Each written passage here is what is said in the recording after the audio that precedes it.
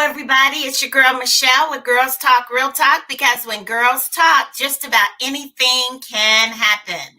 So we have another fantastic show here today, and we have a young lady that was actually introduced to me by another friend that I really think that you are going to enjoy. She has a very interesting story, but we're going to let her tell a little bit about herself before we jump into it. So Yolanda, why don't you introduce yourself to our audience? Hello, everybody, and thank you again so much, Michelle, for inviting me on. I am super excited to be joining Girls Talk and to be part of the Real Talk. So yes, my name is Yolanda Holland. I'm born and raised in Boston, Massachusetts. I have a little bit of an accent, so you'll hear that if I say certain words with an R in it. I work in Brooklyn. I live with my sister right now, so we're in Brooklyn, New York, living it up. And I work for a wonderful organization, and I am a culture manager there. I'm also a fiance and a stepmom. Okay, so we're going to get into the personal stuff in a minute, but what exactly is a culture manager? Yes, so a culture manager is very similar to like an assistant dean. Every charter, because I work for a charter school, every charter school has its own terminology for certain positions. So a culture manager is somebody like right now, virtual. I had to learn that new position since we went virtual this year and last year, school year. So I do everything. If we were in the building, I do everything from welcoming students into the building. I'm like the temperature checker. So I'm always at the front.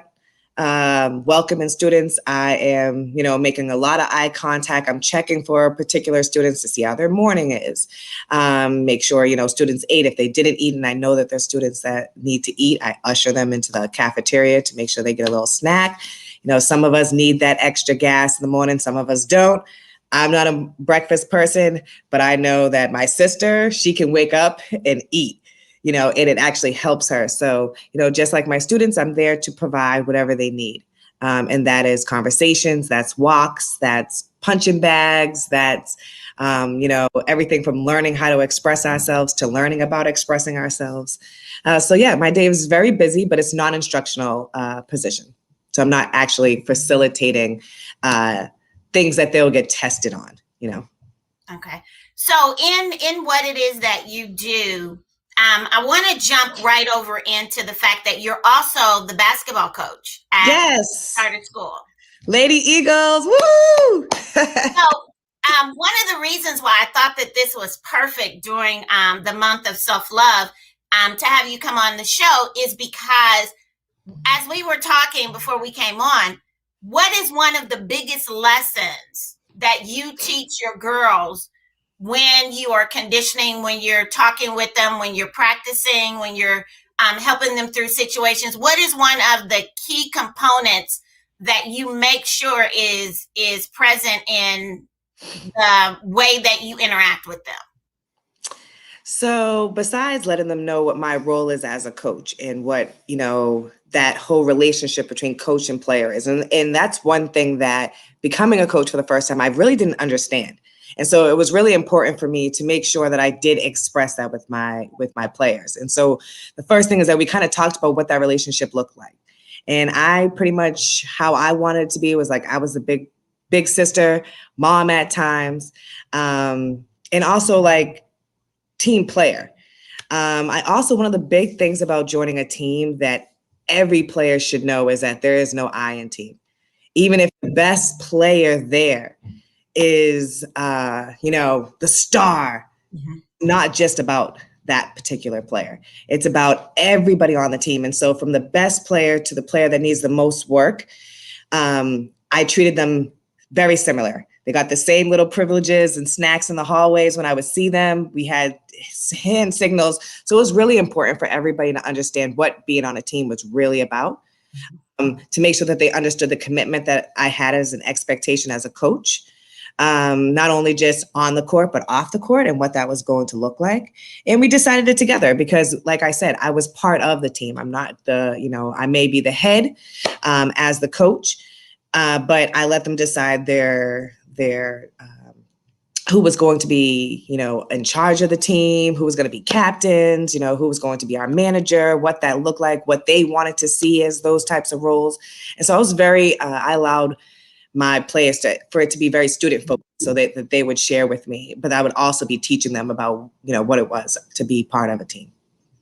So in working with them and teaching them the importance of being a part of the team, as we were talking before, and I told you I used to play volleyball, and the running around the gym, that conditioning Yes. is very important, because volleyball games are very intense and you get on point. And I know the basketball team did a whole lot more running than what we did. Yes. And I was going to die from the running.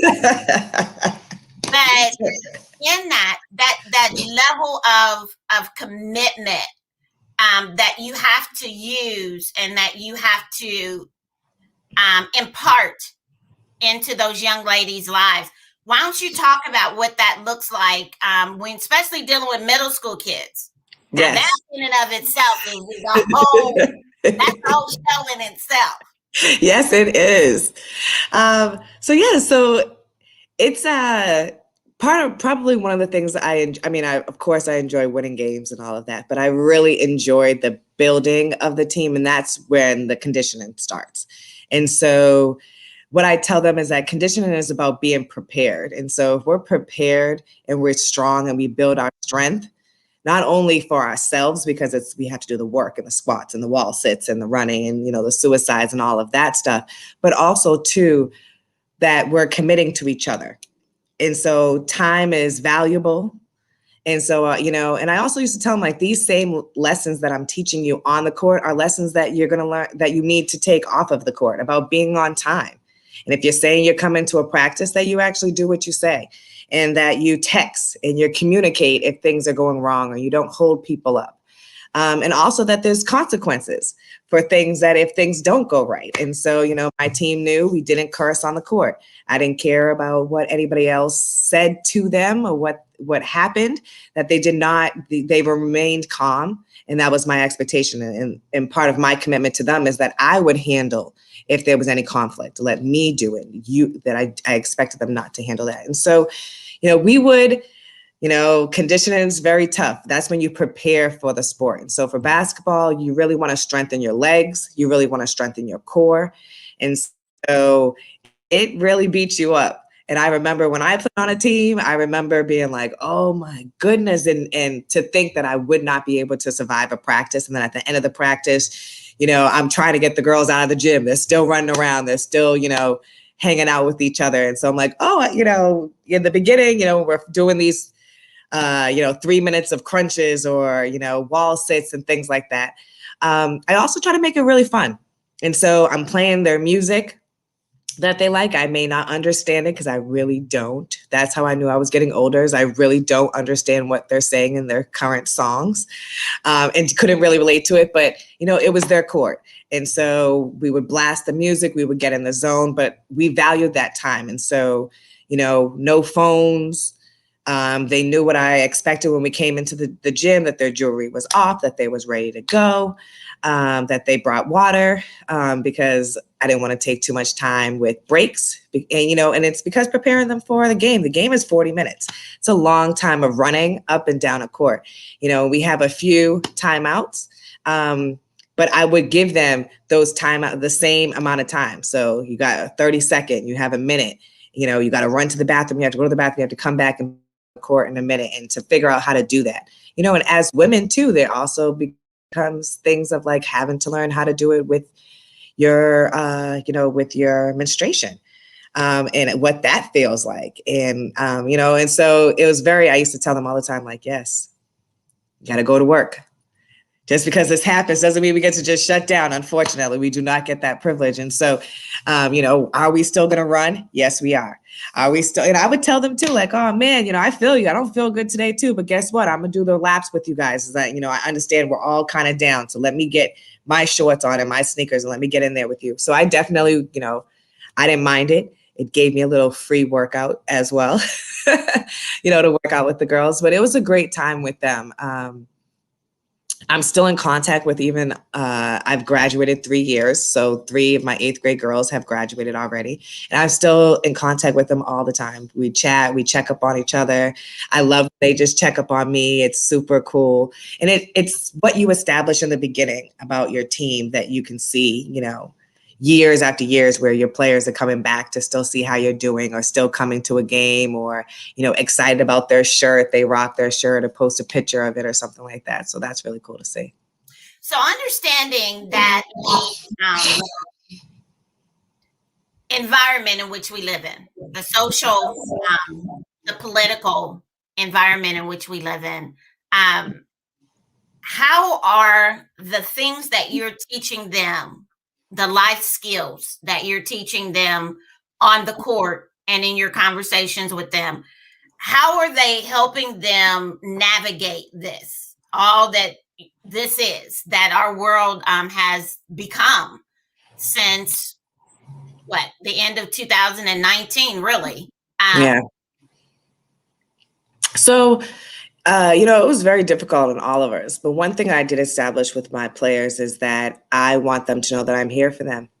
And so, when I'm always coach, but they know that they could call me, and I could be, they call me Miss Holland because they met me in the school. So it's usually Miss Holland if they're not calling me coach. But they call me and they talk about things when things were happening with the protest and, being in New York, it was nightly protests, nightly fireworks going off until 3, 4 o'clock in the morning, and, still having to get up and go to school and do things and living through that.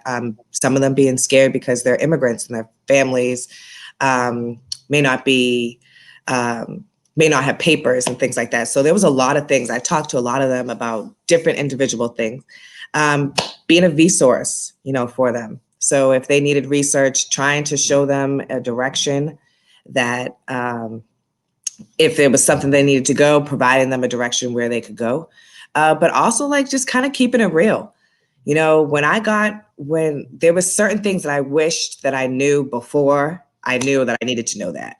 And so, just about what it means to be on time, what it means to, especially with this tech world now, there's constantly internet things where you can think you're going to sign in at 6, and just because your computer worked earlier, now it's buffering, there's an update going on. So, just about being 5 minutes early, double checking, your stuff, all of those things are like key skills that are going to be beneficial regardless of what you're doing.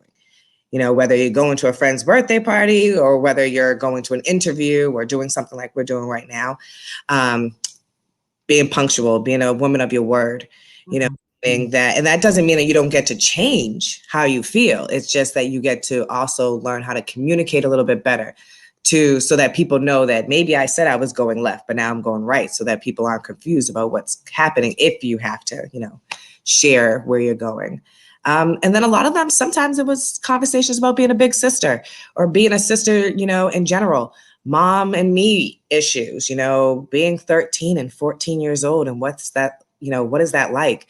And I often had to go back to how I was and what I thought about at 13 and 14, sometimes to understand why it was so important. And then sometimes I didn't even go back to ask why it was so important. I was just like, I remember needing someone to listen to me. And so I appreciate that listening ear, and providing that space for them. And also courtesy. Courtesy was huge. I was big on, I'm a giver. My love language is gifts. I love to receive and I love to give. And I was big on them making sure that they were, understood and made sure that they were saying thank you for things, that you held doors for the team, a player behind you, that we greeted the other team, even though we wanted to kill them on the court, that we greeted them before and after, they seen me have a certain stature with the other coaches, often males, who kind of would see me come in and be like, oh, this is, this will be easy.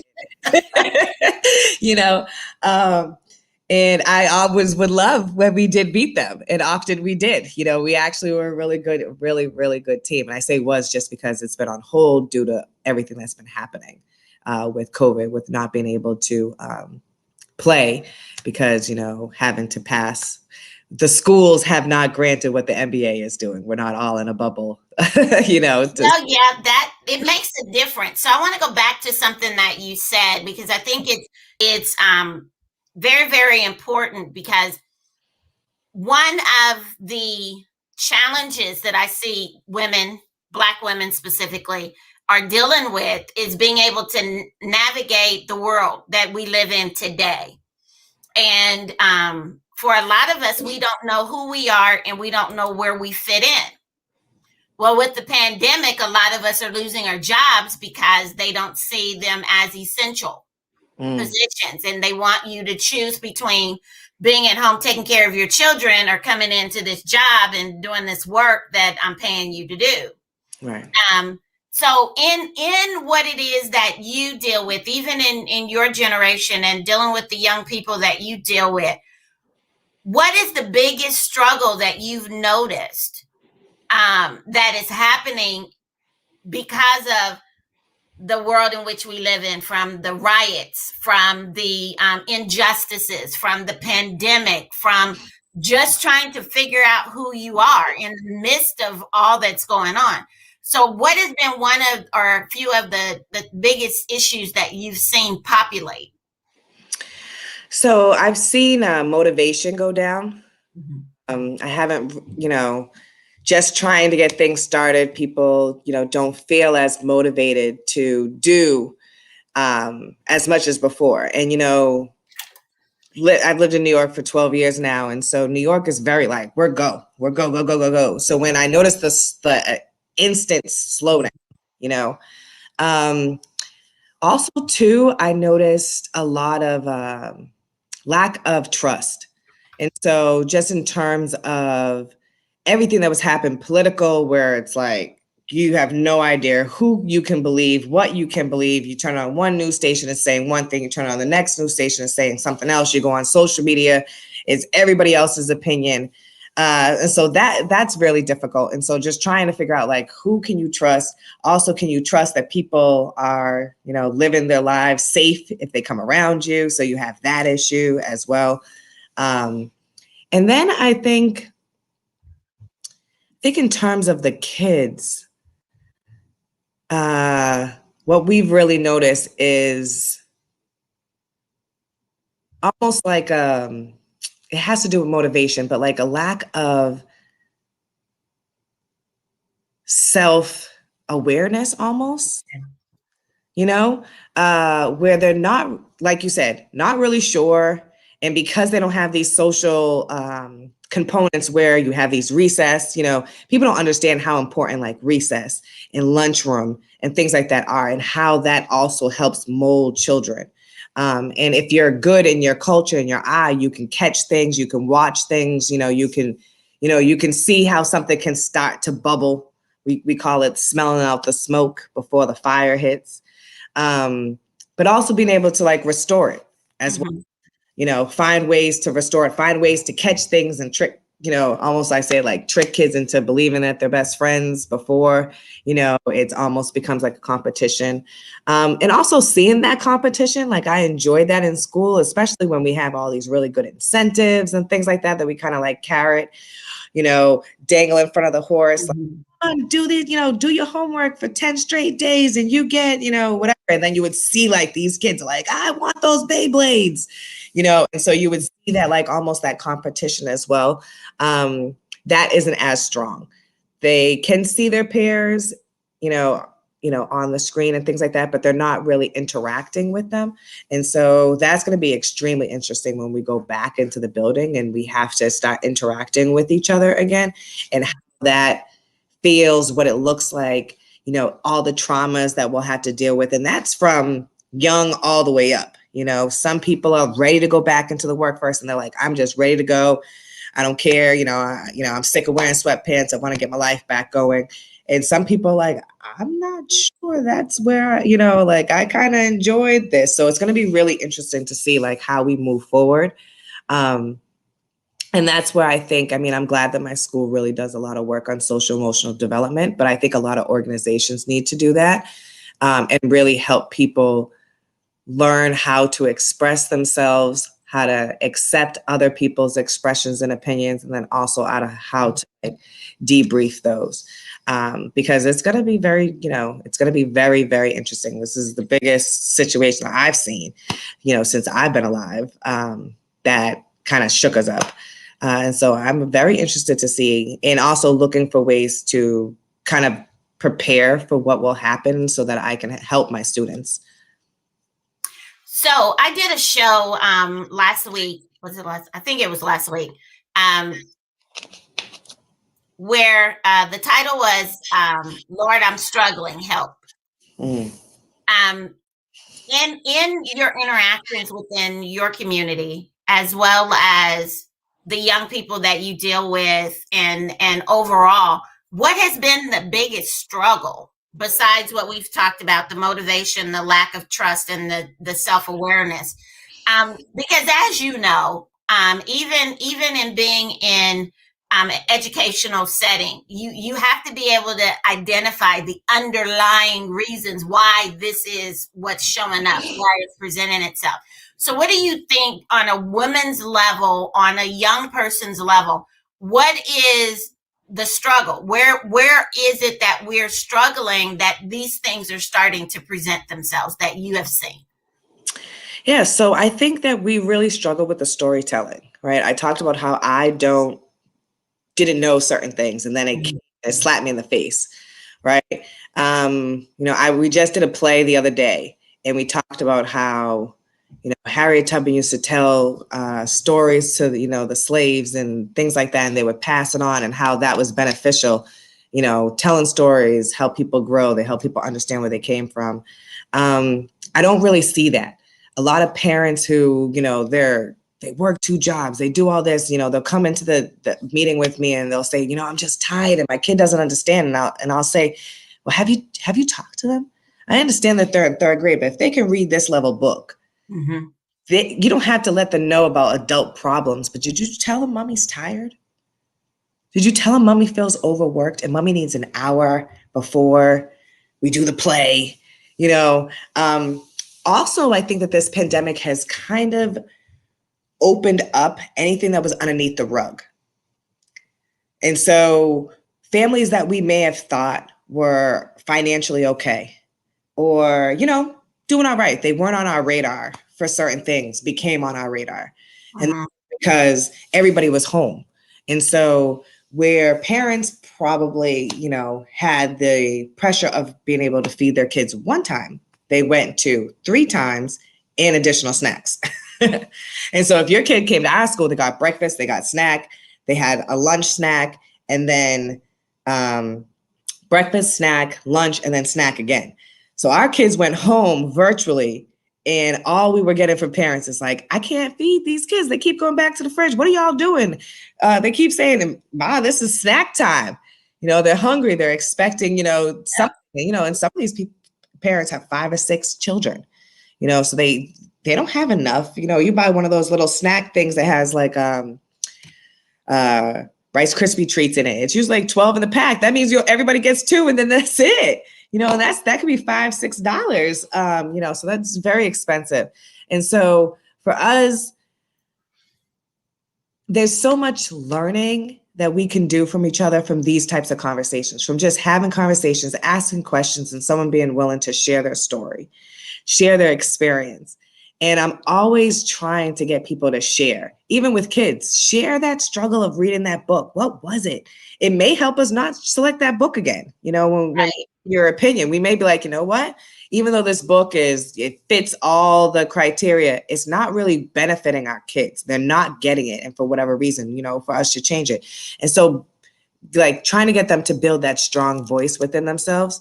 And like I said, because of the trust, because of everything happened, we had ICE. ICE happened at the same time as the riots and the protests. And so it was so much going on that I just felt like everybody went mute. Like everybody just got quiet. Mm-hmm. And that's when the problems just hit because people weren't asking for help. People weren't saying what they needed help with. People were losing their jobs and their houses, getting sick, losing family members. I mean, in New York, we had in April, it was crazy. I mean, we had 2 weeks of people dying at 800 a day, almost 1,000 people a day in New York. And out of that 1,000, 600 of them were coming from Brooklyn. So that was very concerning because that's like where we were. So it was on a daily check and even weekends checking on families, how they're doing. And just being there, even if they don't want to share, having assemblies where they could come and share something with us. But I definitely see that,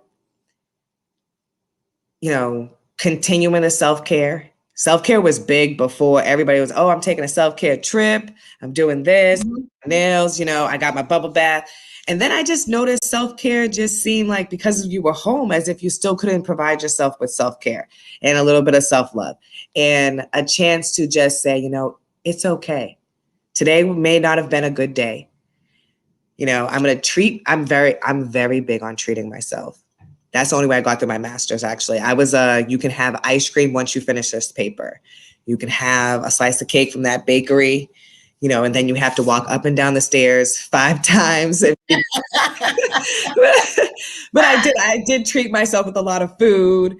You could watch this series, Power. I got to watch Power, but I would put myself up, you can't do anything, so just delaying my gratification, but also like trying to keep up with the same things that I was doing before, having those, it's not the same having a Facebook or like a Zoom meeting, but they can be fun, and at least you are still having some type of social. So I've seen a lot of people just kind of stop or get sick of it. But I definitely encourage people to continue to go to those nice dance parties in your living room, put something cute on every once in a while. There was a while that I didn't wear earrings. And then when I finally did it, it was like a little like clothes to, put it on because I too wasn't, I wasn't having school. I wasn't having to do things. So I wasn't really, and I'm a big earring, like we talked about earlier, I commented on your jewelry. I love jewelry. And so when that happened, I was like, oh, Yolanda, you too have let go of some of, it's just about like, just trying to, I would say, whatever makes you happy, think about those things that make you happy. If it's a walk, if it's, time alone, that bubble bath, that shower time, where you put on music. We love music in the house. So my sister and I, we started waking up and putting music on instead of the news on, so we would kind of have a little bit of like, pep to us or whatever before, working out with friends, connecting, drawing, whatever it is. I did see a little bit of that drop a little bit. And then as I feel like as the internet and as we stayed in the thick of things of the pandemic, I started to see it pick up. But now that we've been in it, I'm starting to see like what I was seeing in the beginning, where people are starting to go back to kind of like their shell, a little bored with, what is happening. And just, my thing is that I don't do a lot of that stuff often, but when I do it, I'm on for 2 hours with people because I haven't talked in a while. And so, it's always cool to hear things like that. And I've reconnected with some people I haven't talked to in a while too. So that's always like really good. But yeah, I think that, just to bring it back to what you were saying, the question, I think that young girls and young women need to continue to build themselves up. Because unfortunately, Unfortunately, this is a world that, we as women of color, we're not the top. Mm-hmm. And so then we drop. Then we're a woman of color, we drop. And so where we have that, I say that, we are the bomb. And that's the reason why I feel like, people are very nervous about us. When we walk into a room, I feel like we own it, and that's with fashion down to education, down to how we express ourselves. And so I think we just got to keep that up, however that looks. Connecting, like I said, trying something new, eating. I'm always talking about food. I'm always talking about eating something new. Get an air fryer if you haven't. My sister and I just got one, and that has been life-changing as well.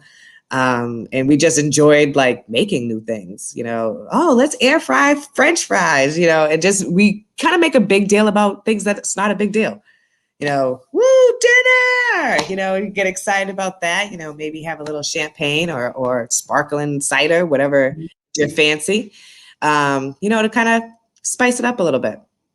I think it's important. I love your personality. I think it's important for people to begin to see that just because this may be where we are, it does not mean this is where we have to be.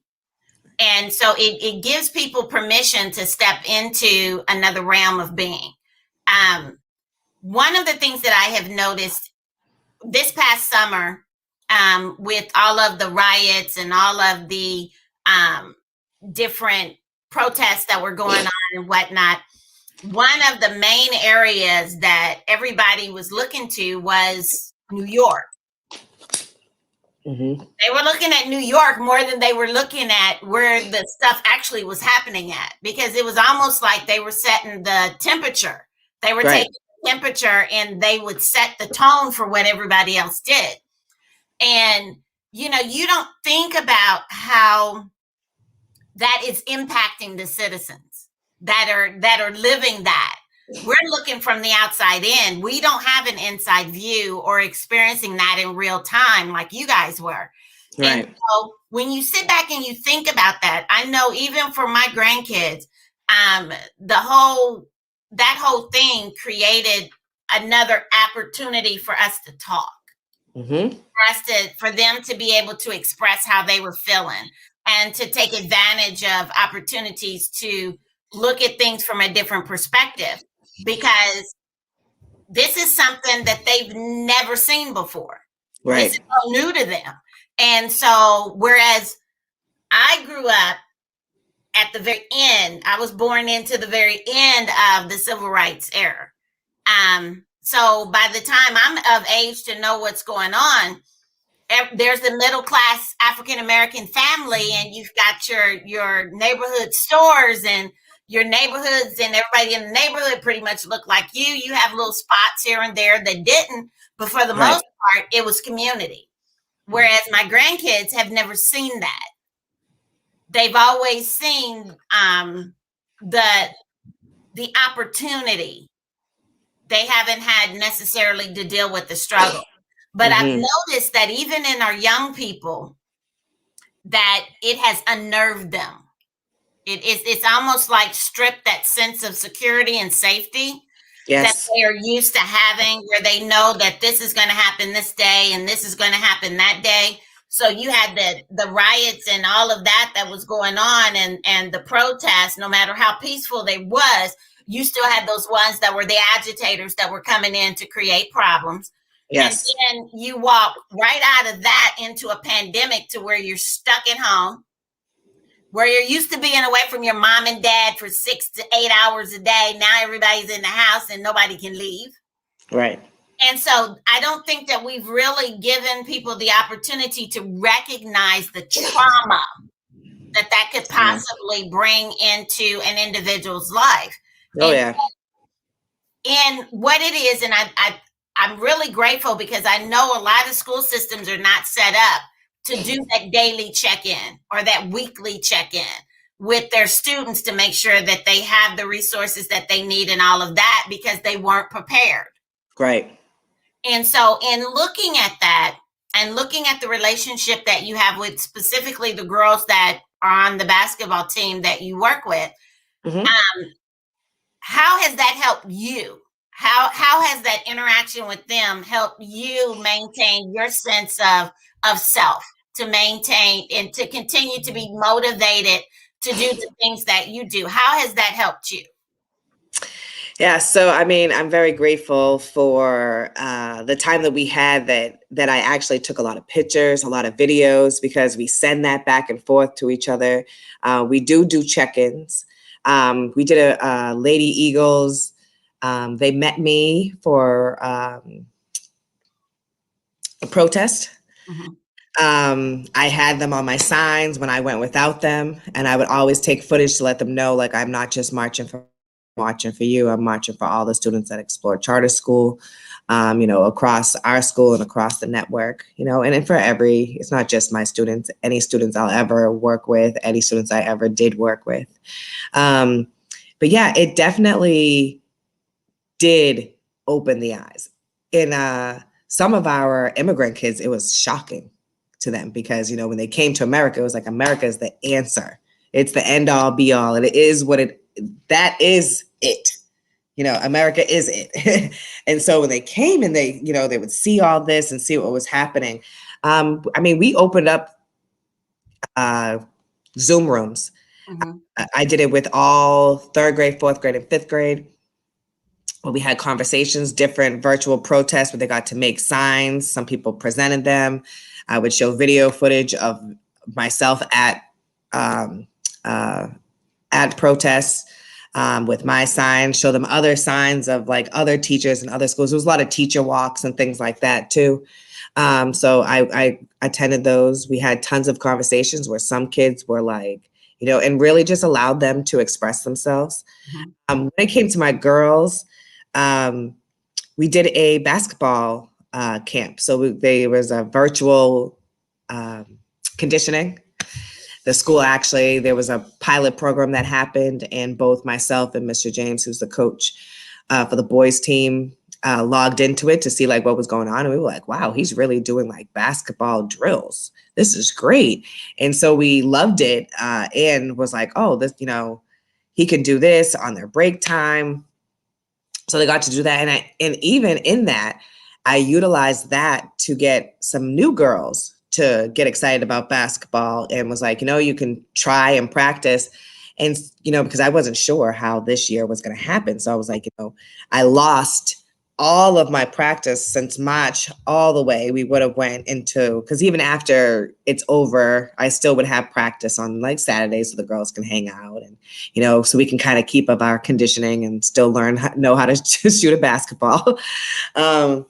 But we lost all of that. And so this was a great program where they got to connect with each other. They got to learn some new drills with a different coach. I got to learn too, some new things, maybe some conditioning drills that I wasn't doing with the girls that might have been beneficial for like ball handling and dribbling, especially those two things I had a lot of notes on that he was working on, which was really cool because he started from like completely beginners to like, how do you hold a ball and what is the ribs in it help and all of that good stuff. So he was very thorough and that was helpful. And then just, having them, if like I said, I'm an open door, they can always call. I told them, I'm that big sister that if you get to a place and you don't want to be there anymore, you just say, hey, what time is practice? And I'm going to know that where you are is not okay and that you're trying to let me know something. And so my next question is to tell me where you are. And so we have that type of relationship where you set up that security for them. So it's like our middle schooler is going to do things we don't want them to do. Yes. Of course. How do Adult we- you. yeah, right. How do we prepare them? Just like we would say if you was going on a first date, you call your friend, you let your friend know, you may let your friend know the name, where you are just in case, how you got there, did you drive, did he pick you up, somebody's going to know the details. And so I always express that. That was one thing that one of my aunts really enforced on me when I was going to college. And it was that somebody that you trust really needs to know the real details, not what you're telling everybody else. So that God forbid something doesn't happen, somebody can say, actually, she's in Mexico. Because besides food, I like to travel. But yeah, so just enlisting in that, still seeing them lean on me for things like that.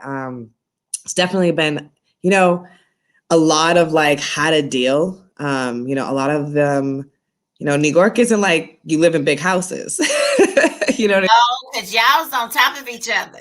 On top of each other. And then, a lot of them are siblings. So they're in a room with their siblings. You have like a total of a whole apartment, maybe 5 rooms, which is including a bathroom, and you have like maybe the parents' room and maybe 1 or 2 rooms that have like the girls and the boys. There's a lot of like situations that has like the girls in it and the boys in another room. And so I had 8th graders that, were in the room all day with a 3rd grader and a kindergartner. You're 14, 15 years old. The last person you want to be hanging out with all the time is somebody who is 9 or somebody who is 3. And so just trying to help them, with their own regulation of how they were feeling. Also not being able to go outside. So I used to often talk about like, finding a window space and putting your face against the sun, even though it doesn't feel warm. It gives, closing your eyes and giving yourself that chance to just kind of escape for a little bit. I always talk about, I love my shower time. The first probably few minutes of me being in the shower might just be just kind of like debriefing the day. I may be praying. I may be having a conversation with God. I may be, just kind of just being like, wow, that was a lot. And just letting the water kind of wash over me, but also taking that quiet time. And I always tell them like, go to the dollar store, get a little candle or something, create that happy space, even if it's just on your dresser and that's it. You have that happy space. And so we've been able to do that. I wish we had more moments that we were able to get together with each other. But, some of us live within walking distance. So we could kind of walk to each other. A lot of us, we would have to get on the train. And I just wasn't enforcing that anybody gets on a public transportation right now, especially while, school is not open. So it's like, I would want you to put yourself, I don't want you to be at risk at all. But if you're going to put yourself at risk, I would rather it be, for you to attend school than to come and, it be like a water balloon fight. What I would try to do is lap them together so that the day that you came to school, we would have the water balloon fight or something like that. So we've been able to do a few things, but most of it's really just been conversation and check-ins, really just checking in on them. And like I said, they check on me, individually. Hey, coach, or they'll go to the basketball Lady Eagles stream. I mean, we have so many. We have vets, and then every year the vets one changes because, once they graduate, they're like, I want to go to the vet chain now. So now I have to create a whole new vet chain because they know that I have a vet chain because the vets get a little bit more closer to me because they're no longer my players. And so in terms of like liability and things like that is a little bit different. And so they're always like, as soon as I graduate, I can't wait. I get to be your Facebook friend. And I'm like, no, that's not until you're 18. But yeah, so, just the check-ins, the letting that can still being consistent, letting them know I'm here, letting them know I still expect that they're doing their burpees and that they're running in place and still doing some type of wall sit. Because whenever we can get together, it's going to be very interesting. And I told them I've been working out, and so I'm not going to be tight. And so I expect them to, to still be doing something. And I was like, I don't want it to be how, like the first time where everybody's running to the trash barrel to throw up because you don't eat a, turkey and cheese with mayonnaise and vinegar and everything on it before you come to practice. They may forget some of those little details. But hopefully they're doing some conditioning. So in what it is that you do, and your interaction with the individuals at school and those within your community, if a parent is struggling with the storytelling, what advice would you give them? Well, I would first try to figure out why the parent is struggling with the storytelling. Is it the story? Is it the shame that comes with the story? and then work through those. So I'm trying to get to the why, what's the hesitance. Maybe that's not the story to tell. Maybe, because you haven't really done the work to heal, whether it's forgive, whether it's to forgive yourself, whether it's to really do the deep dive of the work, then that may not be the story to tell.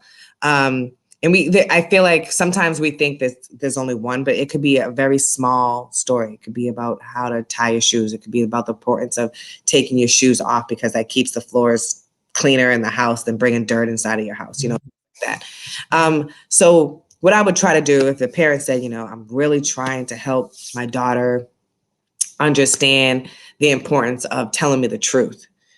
But in the storytelling, I know that, I haven't always been honest with her because I wanted her, I was trying to protect her, and things like that. And then I also say, well, add that to the story. Because also kids need to understand that there's a difference between them and their parents, and if your parent decides to not tell you the truth because they are protecting you, that's different than them lying to you, or you lying, saying, I'm going to the store with Michelle and you're really at the store with Mark. There's difference in lying and what's the purpose, what's the why behind it. Now I'm not telling you the truth because I don't want to get in trouble is different than I'm not telling the truth because I don't want to hurt you or because it's not for kids' ears.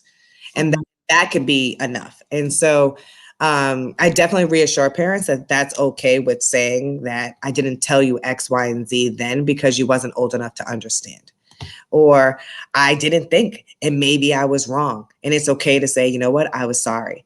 I've had parents who, may have had an adoptive child and was trying to come to grips with sharing that the child wasn't biologically theirs and what was the reason why now they're 8 and you're trying to have a conversation, and deep diving into the why and what's making you cautious about it, working through that. Because I think that whenever you're going to have a difficult conversation, I always do my pre-conversations. I'll call somebody in my circle and I'll say, okay, you are this person. And usually it's somebody very close to me because I want them to know who I'm talking about. So it can't be a friend that I talk to every once in a while. It's going to be somebody who knows my coworkers, know how I feel about them, knows my friends, knows my family, so that when I talk, they can say, oh, yes, that person is this, so that I know that they know how to play the role, or they know me good enough that they can play me. And so that I can kind of, hear it out. And then that sometimes helps people to be able to open up a little bit. But I've seen some great work where parents have come in and have just said, like, I am tired of this, with behavior at school or, getting phone conversations. And really just inviting the child to really play their role as their family member and what that looks like. And did we even establish what that is? Did I just send you to school in kindergarten and say, like, go to school, bye? But did I ever have a conversation with you about how that's your role in this family? And that is your job, that you're going to get up and you're going to go to school every day as long as you're healthy, willing, and able. Go. That's what you're going to do. Mommy's going to get up. She's going to cook. She's going to clean. She's going to, here's all the things I'm going to do. And yes, if you say that to a 5-year-old, 5-year-old's not going to understand you. But then again, at times, there's been some kindergartners that I feel like they get it. Yeah. I think it's really about like where your child is, and then you work to that level. I wouldn't hesitate working with any families on anything like that. I've worked with families on behavioral plans, mapping out the full day from when the child wakes up, what happens from the light turning on. Does the light turn on when the alarm goes off, or are they a kid that needs a few minutes and the first thing that they get is meditation or affirmations? All the way down to when they can watch TV, when they can go outside. So I've worked daily plans or behavioral plans, depending on how you word it, with parents for years now. And ironically, I don't have any kids, but I've seen and have studied and worked with tons of families working in the school on what is best. And then I've stayed with the no. So like right now with all this virtual, I've studied on how this is affecting our kids, how it's creating ADHD like things in our attributes in our kids where they can't sit still, or if something's not flashing like this in front of them, they're not interested.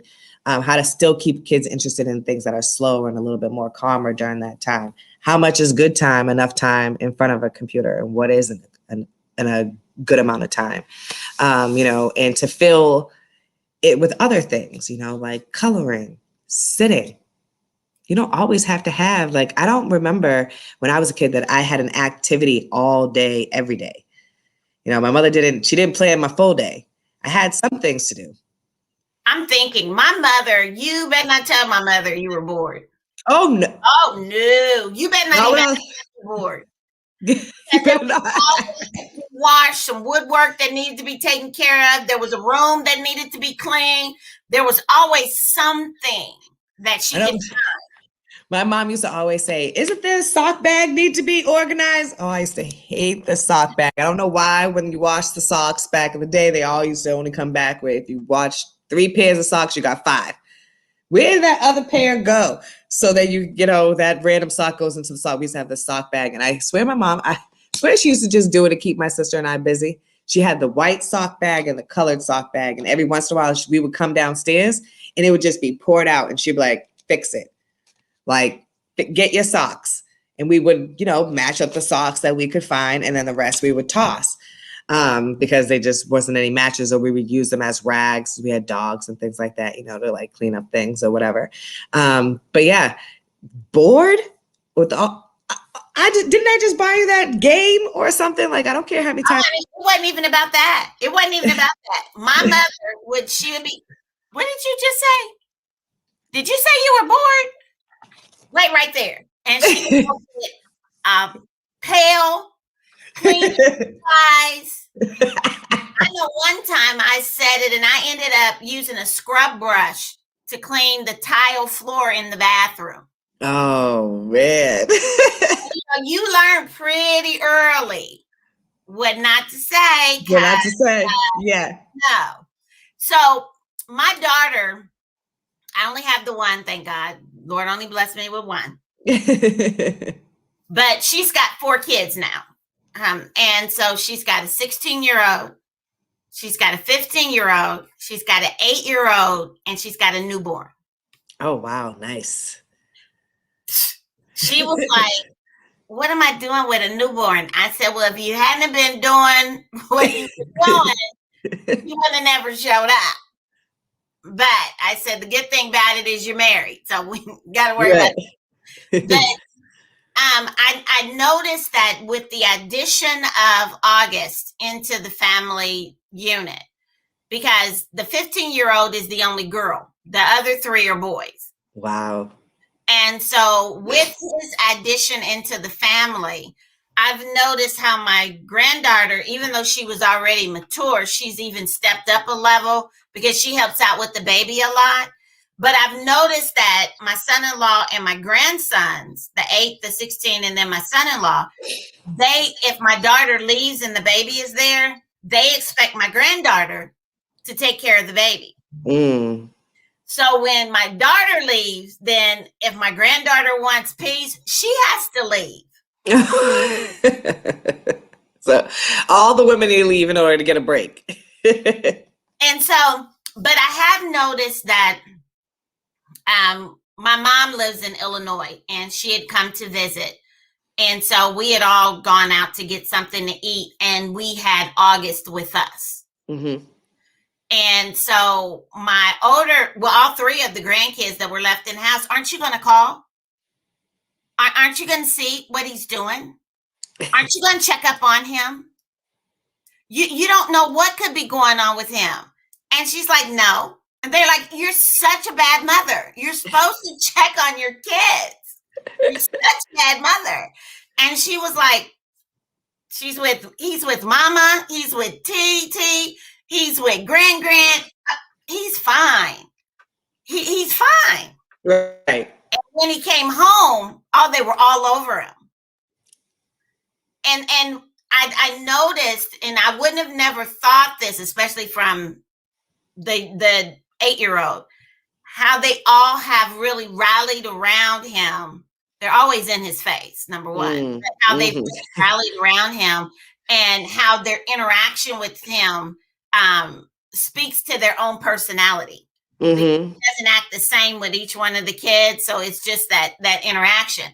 And so I brought that up to say that even in the team that you work with, it takes a special type of individual to be able to meet each one of those young ladies where they are and to Mhm. make sure that you provide them with the structure and the stability and the security that they need so that they can continue growing. I used to be in the classroom. I did that for 4 years. I was like, done, Yes. over it. We appreciate you. And so it made a difference in my life because it allowed my kids, because they were children at the time, it allowed them to see the other side of the coin. Mhm. So Mhm. this is how you acting with your teachers at school, but then you get mad if somebody else is acting that way with your parent. So Right. be able to put those together. Do you believe we've actually been on for 55 minutes? I know. You know, it's so funny. I just looked up and I said, "We've already been on for it's almost 7." Well, I mean, it's been great talking to you. It's been great getting to know you. I'm really going to try to keep in touch so that Yes. because I really believe that the work that you're doing is so very needed. And I like the fact that they changed the name from dean or assistant dean to culture manager Mhm. because it changes how we receive the position. Yes. More restorative, less punitive. Exactly. Because see, Yes. in my day, it was the dean, and if you got sent to the dean, you was in trouble. Yeah. That was it. That was it. Yeah. Our office is definitely not that. We've really worked hard. I mean, we've dropped suspension rates over 70%. My team, and it's only a team of two, myself and Miss Kayla. She's been there for 12 years. Amazing woman that I work with.